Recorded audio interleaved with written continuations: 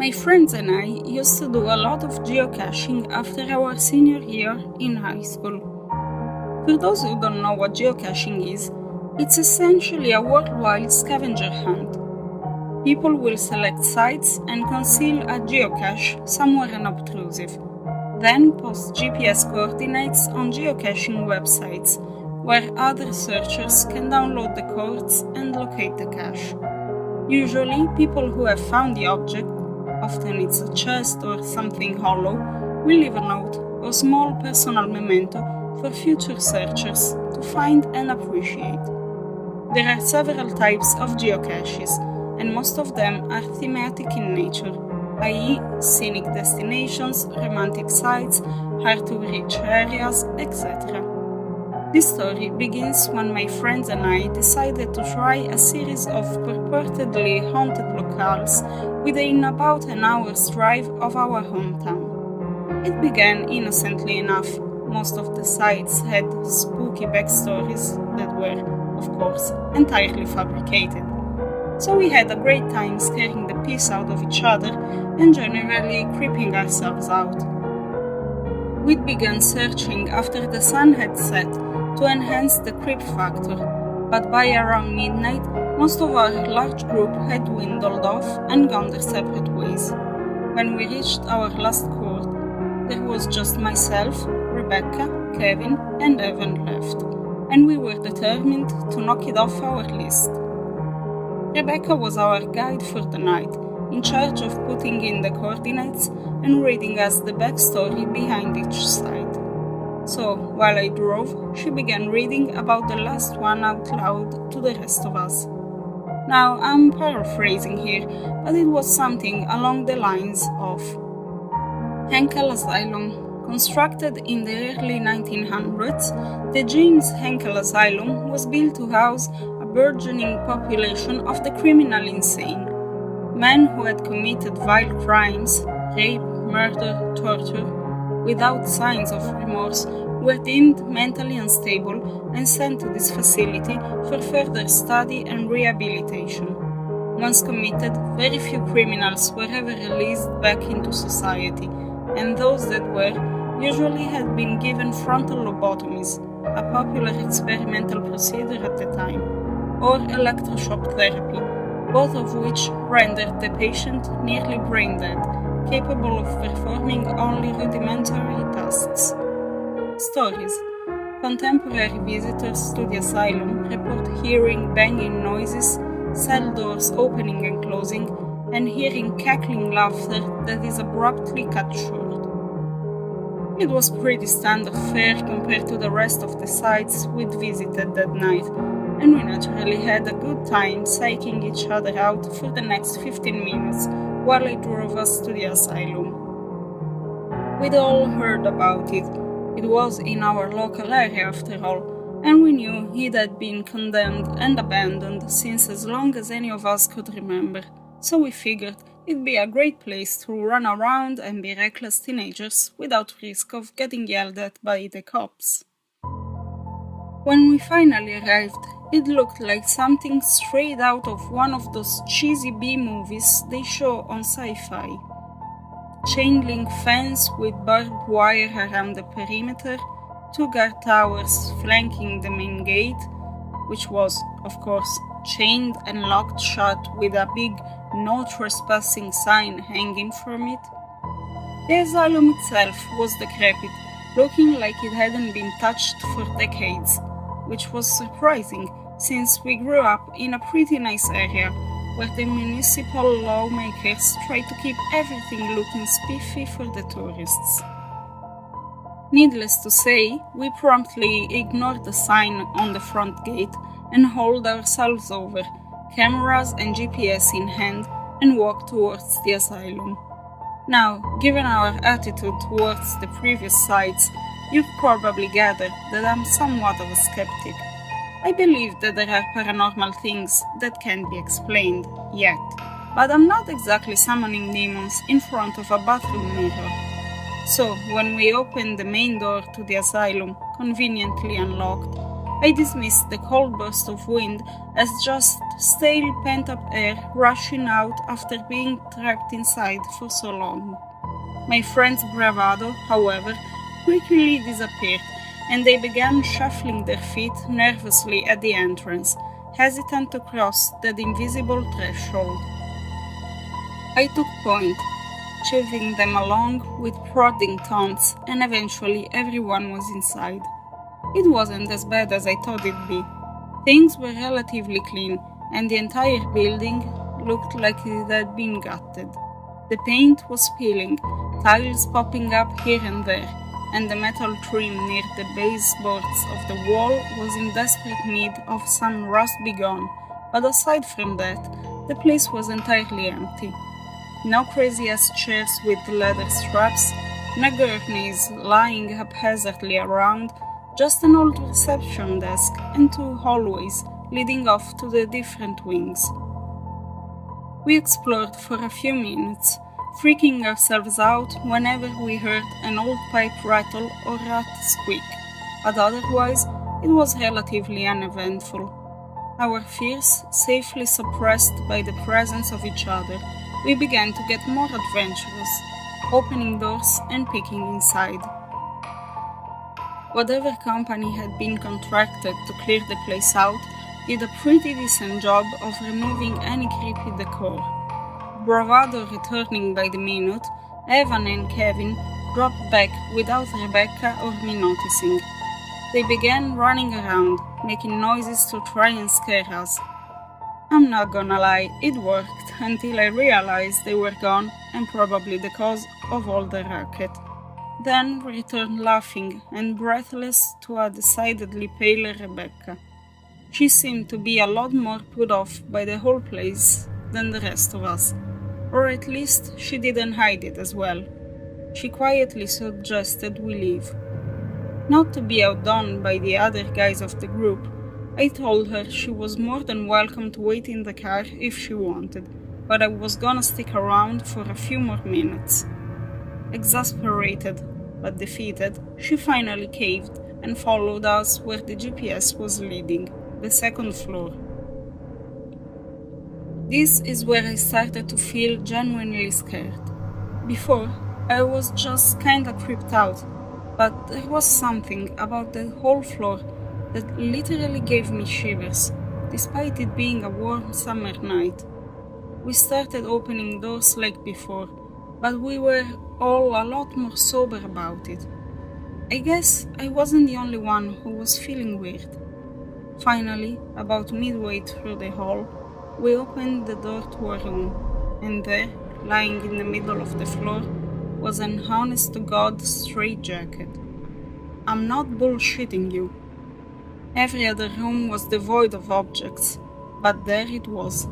A fucking straitjacket, in the middle of the floor of some random-ass room in a condemned mental asylum. We all kinda looked at each other with raised eyebrows, as if to say, guys, you seeing what I'm seeing? And of course, trying to be a macho man to show off for Rebecca, I piped up with the most ridiculous idea I could think of at the time. Dude, I'm gonna put it on. Years of horror flicks and creepypasta should have trained me to not put on the creepy straitjacket in the creepy hall, in the creepy asylum.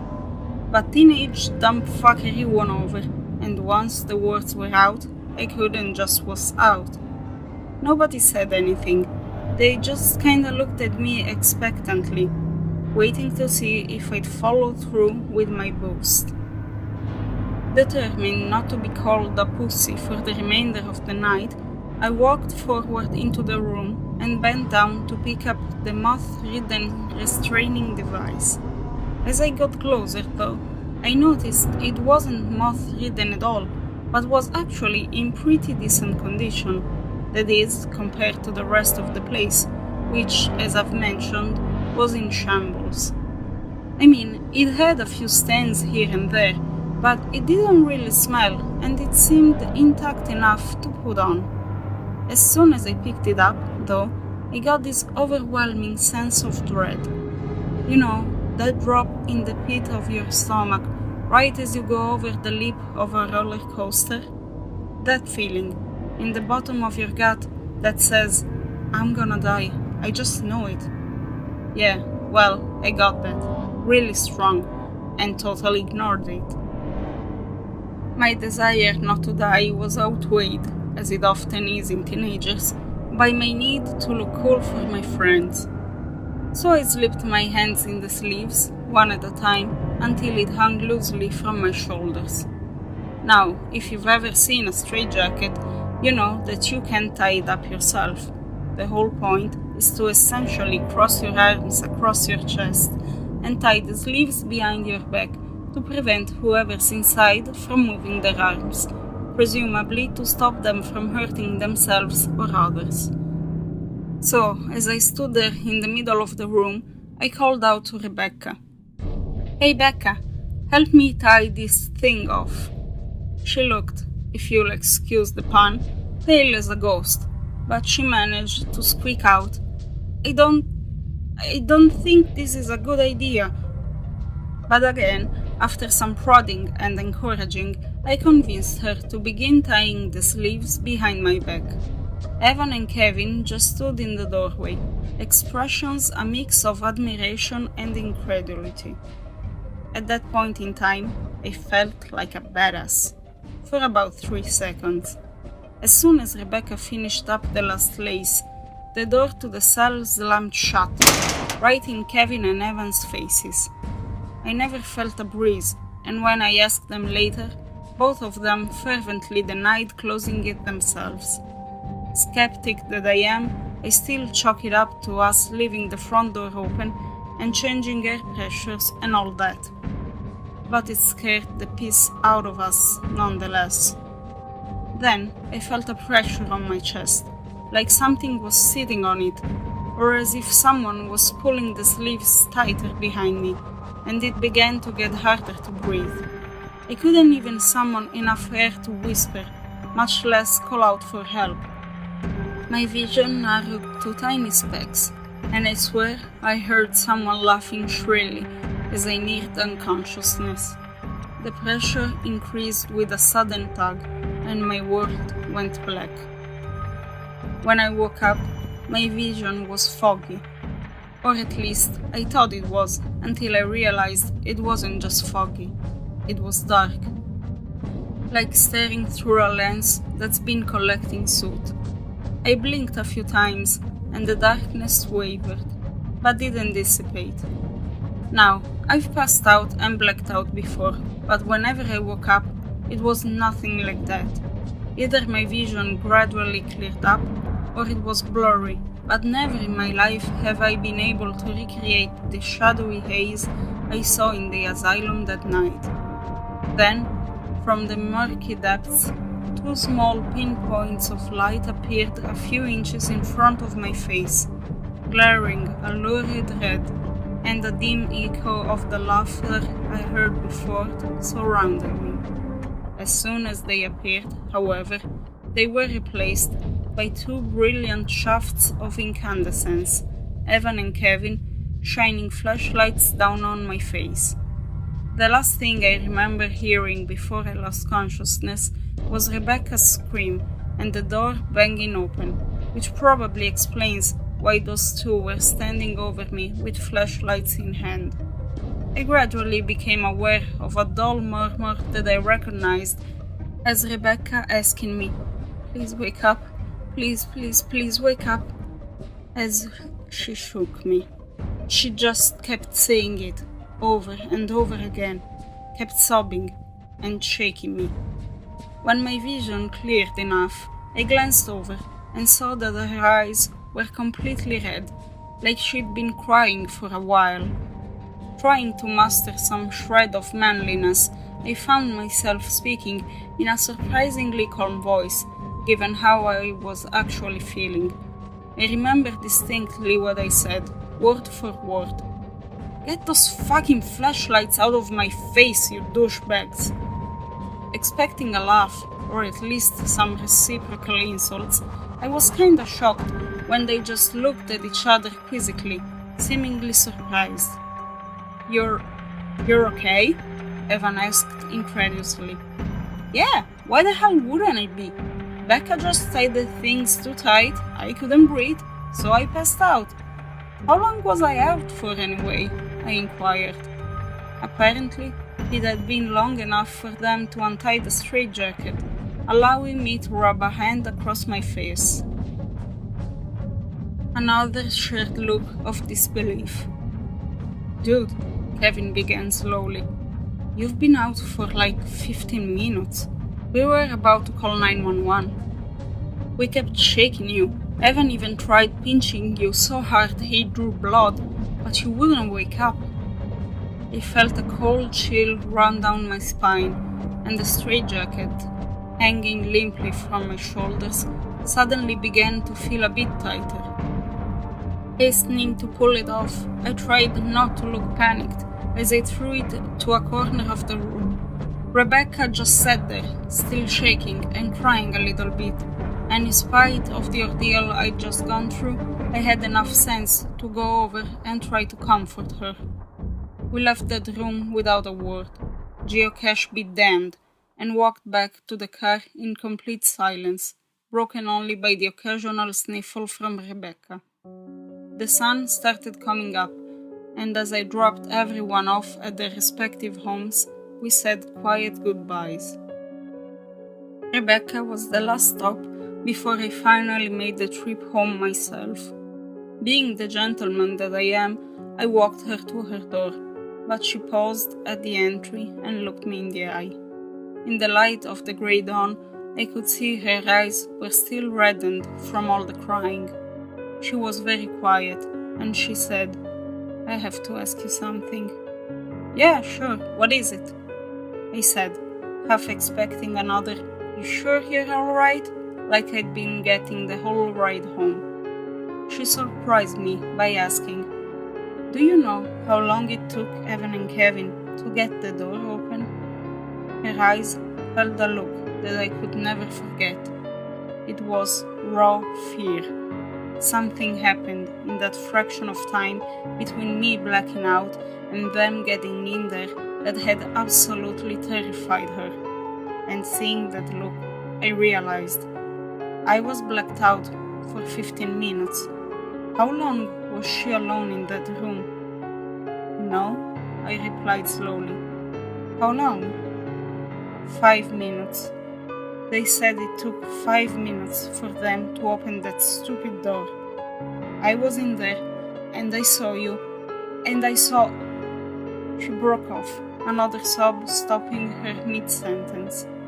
At that point, I didn't want to know.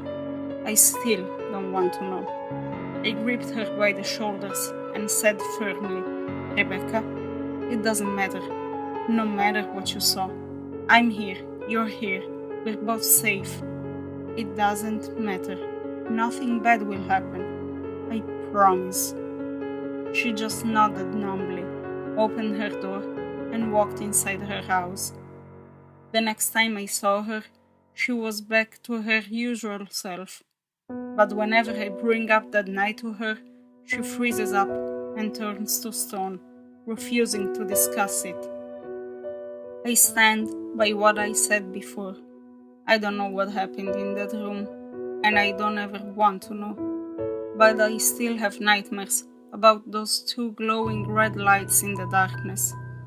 And sometimes, as I lapse into sleep, I hear faint echoes of shrill laughter following me down into the depths of unconsciousness.